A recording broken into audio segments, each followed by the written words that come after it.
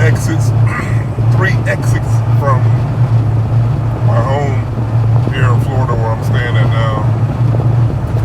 After driving 8 hours from South Carolina, stayed overnight there after leaving West Virginia. After leaving for 2 weeks, I've been gone for 2 weeks. First stop was Atlanta from Florida, then it was Columbus, Ohio, then West Virginia, and like I said, South Carolina, now back to Florida. I was just meditating on one thought. First and foremost, being thankful for the journey and the trip. This is the longest one I've taken in a long time, especially by myself. Last time I took a trip this long was with the Team Jesus team. We went to New Orleans. We had 3 drivers though for that one. I'm about to hire a driver or something because this is too much driving for myself.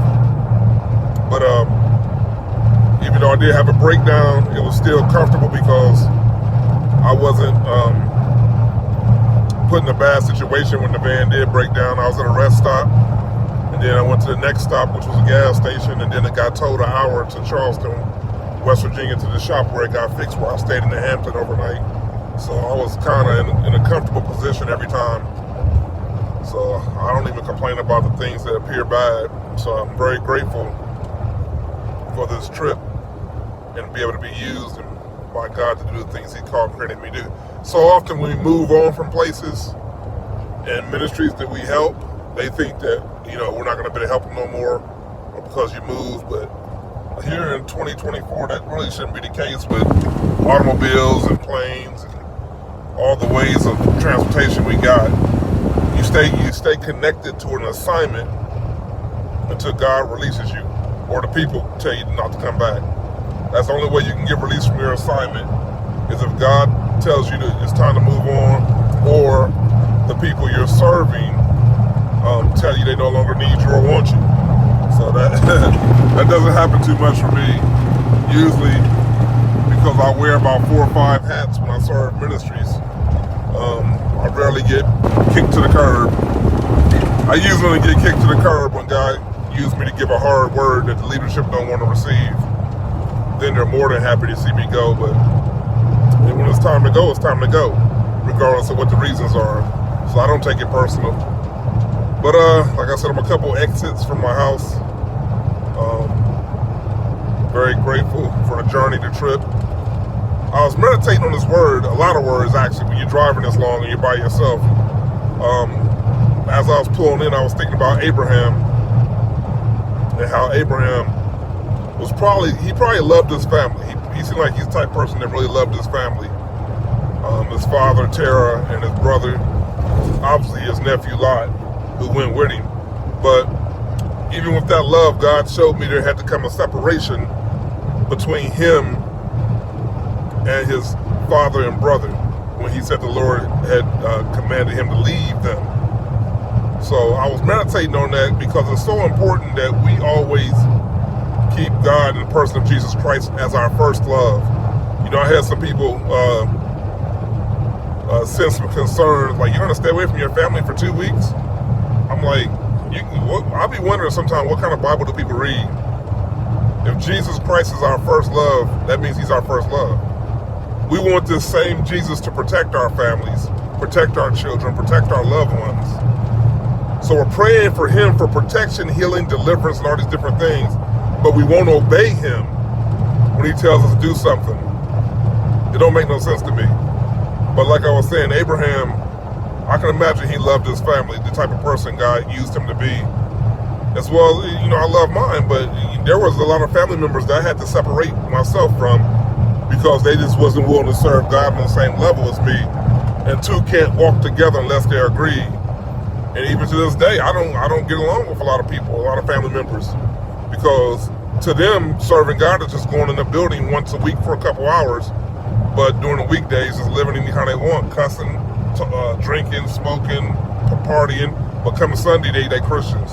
So I'm not even throwing shade. I'm just saying, I know people who do that. So I don't do that. I try and live as devout as humanly possible. You know what I'm saying? I ain't trying to walk on water. I get wet on puddles like everybody else, but I do my best. And my best. And people do their best for jobs. You know, people know they'll lose their job if they have to take a drug test, so they make sure they're not drugged up at the job. But when you party, you want to be drugged up or even drunk.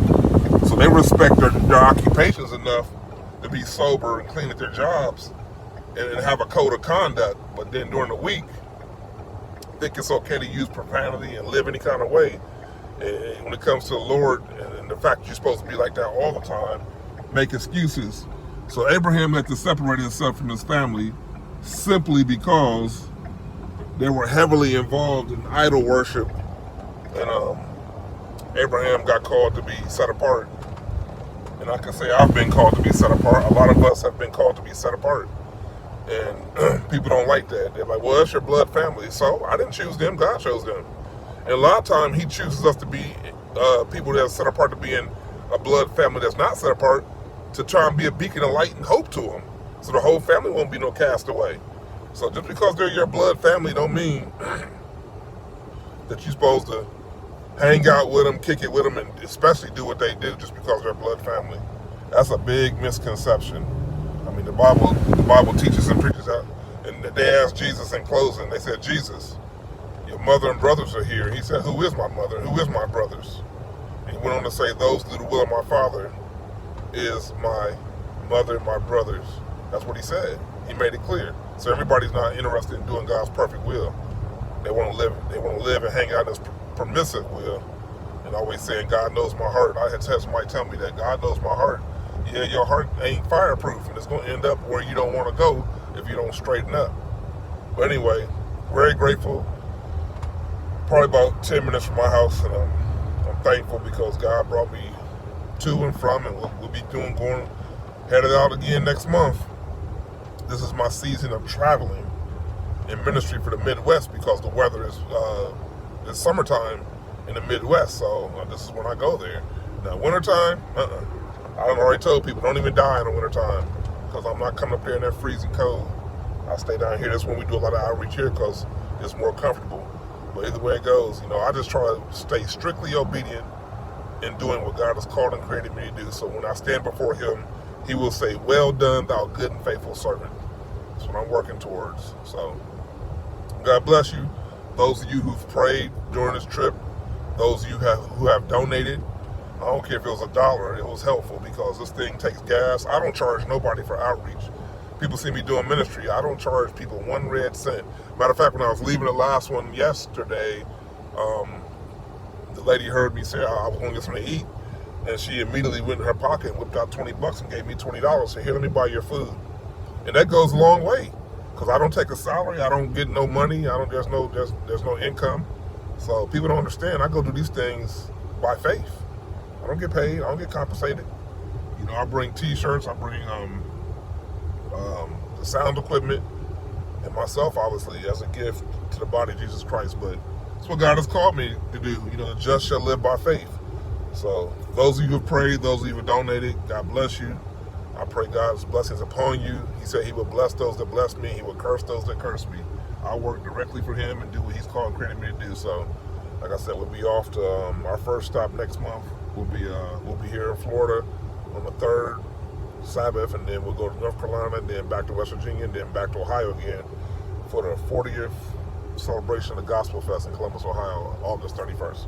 So next month's all booked up except for maybe 1 or 2 months, the first or second Sabbath in the month. So God bless you. Talk to you soon.